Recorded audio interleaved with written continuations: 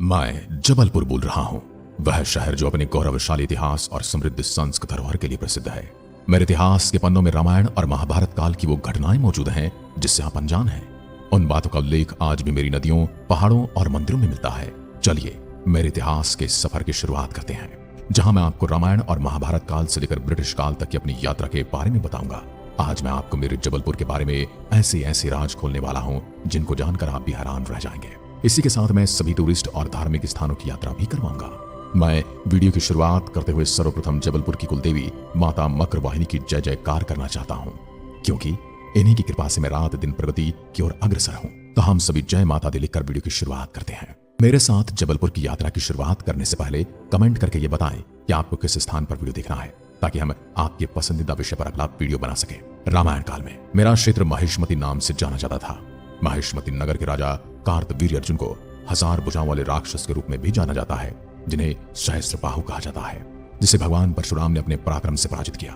इस क्षेत्र का वर्णन रामायण के विभिन्न प्रसंगों से मिलता है। ऐसा कहा जाता है भगवान राम, माता सीता और लक्ष्मण वनवास के दौरान यहाँ से गुजरे थे। यह क्षेत्र ऋषि मुनियों की तपोभूमि था, जहां उन्होंने अपनी साधना और तपस्या का इसे केंद्र बनाया था। महाभारत काल में जबलपुर का यह क्षेत्र विदर्भ राज्य का हिस्सा था। विदर्भ की राजधानी कुंडिनपुर थी, जो आज के समय में खरगोन के नाम से जानी जाती है। विदर्भ राज्य का महाभारत के युद्ध में महत्वपूर्ण योगदान रहा। यह क्षेत्र एक प्रमुख व्यापारिक मार्ग का हिस्सा था, जो उत्तर और दक्षिण भारत को जोड़ता था। इस मार्ग का उल्लेख महाभारत के वन पर्व में मिलता है। महाभारत काल के बाद इस क्षेत्र में कई राजवंशों का शासन रहा। इनमें वाकाटक, राष्ट्रकूट और कलचुरी वंश प्रमुख थे। वाकाटक वंश ने इस क्षेत्र पर 3री शताब्दी में शासन किया और उनके शासनकाल के दौरान जबलपुर में कई महत्वपूर्ण सांस्कृतिक और धार्मिक केंद्र स्थापित किए गए। इसके बाद राष्ट्रकूट वंश ने यहाँ पर अपनी अनूठी वास्तुकला का उदाहरण प्रस्तुत किया, जिनमें मंदिर और किले प्रमुख हैं। जबलपुर पर गौंड वंश का भी बहुत ज्यादा प्रभाव रहा। गौंड राजा मदन सिंह ने इस क्षेत्र को अपनी राजधानी बनाया और यहाँ पर एक नया शहर स्थापित किया, जिसका नाम मदन महल रखा गया। मदन महल किला आज भी उनकी वास्तुकला और पराक्रम का प्रतीक है। मुगल काल के दौरान जबलपुर पर मुगलों का आक्रमण हुआ, लेकिन गौंड राजाओं ने अपनी कुशल रणनीति से मुगलों का सामना किया और अपने राज्य की स्वतंत्रता को बनाए रखा। मेरे इस विशाल जबलपुर का नाम जबली ऋषि के नाम पर पड़ा, जो यहाँ पर एक महान संत थे। ऐसा माना जाता है जबली ऋषि ने यहाँ तपस्या की और इसलिए स्थान का नाम जबलीपुरम पड़ा, जो कालांतर में जबलपुर हो गया। यही भूमि प्राचीन समय से ही साधु संतों और ऋषियों की तपोभूमि रही है। ब्रिटिश काल में जबलपुर ने एक महत्वपूर्ण मोड़ लिया। अंग्रेजों ने जबलपुर को अपने प्रशासनिक केंद्र के रूप में विकसित किया।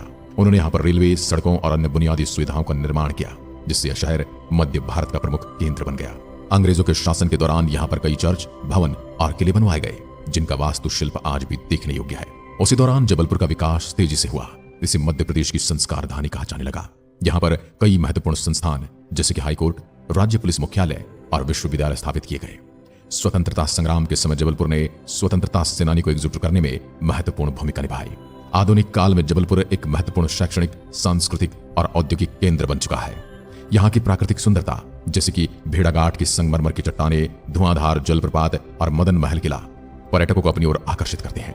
मेरी सीमाएं नर्मदा नदी, विंध्या पर्वत श्रृंखला और सतपुड़ा पर्वत श्रृंखलाओं से घिरी है।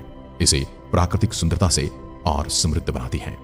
मेरे अंदर सुंदर सुंदर नदियां, प्राचीन मंदिर, ऐतिहासिक किले और संग्रहालयों का खजाना है।